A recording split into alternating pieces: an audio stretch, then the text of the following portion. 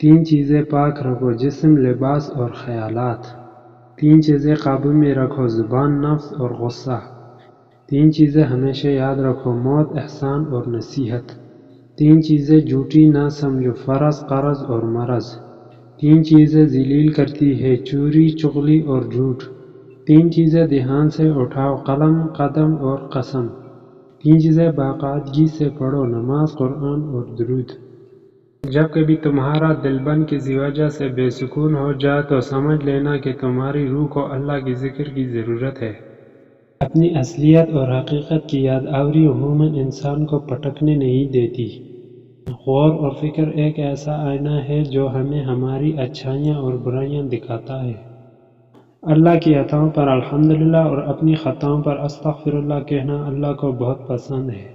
بارش میں نے دیکھا کہ جن کے پاس سکے تھے وہ شوق سے بھیگتے رہے اور جن کے پاس نوٹ تھے وہ چھت تلاش کرتے رہے۔ جو شخص تمہاری نگاہوں سے تمہاری ضرورت کو نہ سمجھ سکے اس سے کچھ مانگ کر خود کو شرمندہ مت کرو۔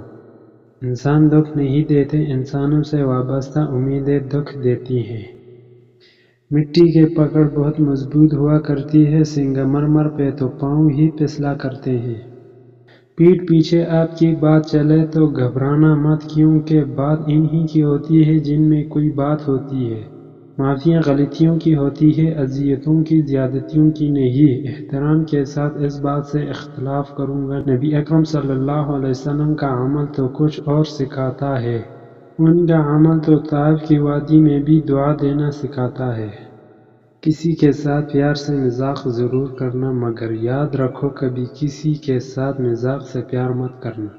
اگر کچھ سیکھنا ہے تو خاموش رہنا سیکھو، ورنہ لفظوں کے مطلب تو ہزاروں نکلتے ہیں۔ اپنا اچھائی کو ثابت نہ کرو، وقت ایک دن اسے خود ثابت کر دے گا۔ منصف اور عادل کو اللہ اپنے عرش کے نیچے سایہ دے گا۔ آدمی وہ ہے جس کی ذات سے دوسروں کو فائدہ پہنچے، ورنہ پتھر ہے۔ نیکی کرنے والے نیکی کا صلہ ضرور پاتا ہے، بے رحم انسان نہیں درندہ ہے۔ نیک نیت کی وجہ سے کام نیک اور بری نیت کی بدولت برا ہو جاتا ہے۔ مظلوم کی تکلیف تو چند ساعت کی ہوتی ہے، مگر ظالم ابدی مصیبت میں مبتلا ہو جاتا ہے۔ نصیحت اگرچہ ناخوشگوار ہوتی ہے لیکن اس کا انجام خوشگوار ہوتا ہے۔ ظالم جب تک ظلم نہیں چھوڑتا اس کے حق میں کوئی دعا قبول نہیں ہوتی۔ دنیا بے وفا اور انتہائی ناقابل اعتبار ہے، اس سے فائدہ وہی شخص اٹھاتا ہے جو اسے مخلوق خدا کی اصلاح اور فلاح میں لگا دیتا ہے۔ دولت کو صدقہ جاریہ میں لگاؤ، آخرت میں کام آئے گی۔ حمد و شکر بہتر ہے شکوہ و شکایت سے۔ ہمیشہ زندگی اس طرح بسر کریں کہ دیکھنے والے تمہارے درد پر افسوس کی بجائے تمہارے صبر پر رشک کریں۔ جن کے دلوں میں رحم، طبیعت میں سادگی، احساس میں خلوص اور سوچ میں سچائی ہے، ایسے انسانوں کا وجود اللہ کی طرف سے مخلوق کے لیے نعمت ہے۔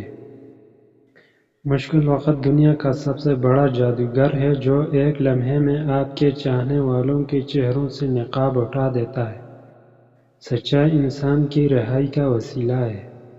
کسی نادان شخص نے کیا خوب کہا ہے، یہ مت کہا کرو کہ میں بے نمازی ہوں، بلکہ یہ کہا کرو کہ میں اتنا بے نصیب اور بدبخت ہوں کہ اللہ نے اپنے سامنے کھڑا کرنے کا لائق ہی نہیں سمجھا۔ جواب دینے کے لیے داخل ہوں یا شمولیت اختیار کریں۔